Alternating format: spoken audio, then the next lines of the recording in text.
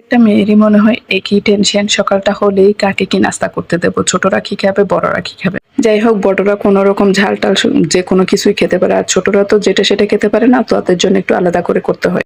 তো hello viewers, আসসালামু আলাইকুম। আশা করি সবাই অনেক বেশি ভালো আছেন, আমিও ভালো আছি আপনাদের দোয়াই আর আল্লাহর অশেষ রহমত। আজকে আমি আপনাদের সামনে নতুন আরেকটি ব্লগ নিয়ে হাজির হয়েছি। আশা করি সবাই শুরু থেকে শেষ পর্যন্ত আমার সাথেই থাকবেন। তো এদিকে কথা বলতে বলতে আপনাদের সাথে এদিকে ছোট বাচ্চার জন্য নাস্তাটা রেডি করে ফেললাম। আমার একটু সামান্য ভুলের কারণে নাস্তাটা পুড়িয়ে গেছিল, কি আর করার। যাই হোক, কোনো রকম খাওয়ার মতো আছে তাই খেতেও দিলাম। যেই সবাইকে খাওয়া দাওয়া করিয়ে একটু রেস্ট নিতে যাব, ওই মুহূর্তে কতগুলো ছোট ছোট মাছ আনলো। ছোট মাছ দেখলে আমার কিন্তু কোটার বইয়ে অনেক বিরক্ত লাগে, কিন্তু আমার সবচাইতে প্রিয় জিনিস হচ্ছে ছোট মাছ।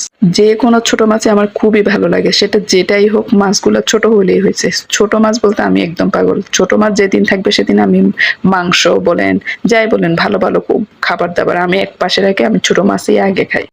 আমি জানি আমার মতো অনেকে ছোট মাছ অনেক বেশি পছন্দ করেন। কারা কারা আমার মতো ছোট মাছ বেশি পছন্দ করেন তারা আমাকে কমেন্ট করে একটু জানাবেন। ছোট মাছ দেখে ফার্স্টে একটু রাগ হচ্ছিলাম, কারণ বাচ্চা কাচ্চা সামলানোর পর ছোটখাটো মাছ দেখলে কিন্তু বিরক্তই লাগে, কিন্তু খাওয়ার সময় ছোট মাছ খুবই ভালো লাগে। তো চিন্তা করছিলাম ছোট মাছগুলাকে টমেটো দিয়ে কুচি কুচি করে সুন্দর করে রান্না করব। আবার পরে আপনাদের ভাইয়া বললো, না আজকে ছোট মাছটাকে ওইভাবে রান্না না করে একটু ভাজি করে ফেলো, একদম মচমচে করবা, মুড়ি দিয়ে খাবো। তো এই প্রথম জীবনে প্রথম শুনলাম মুড়ি দিয়ে ছোট মাছ মুচমুচে করে খাবে। কেয়ার করার, জামাই বেটা যখন বললো সুন্দর করে মুচমুচে করে ভাজি করে দিলাম, দেখি উনি মুড়ি দিয়েই খাচ্ছিল।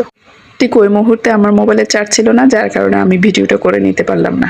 ছোট মাছ কমপ্লিট করার পরে আমি তিতকরার ভাজি করছিলাম সামান্য করে। আর সবচাইতে প্রিয় জিনিস আর একটা হলো আমার সাজনে পাতা।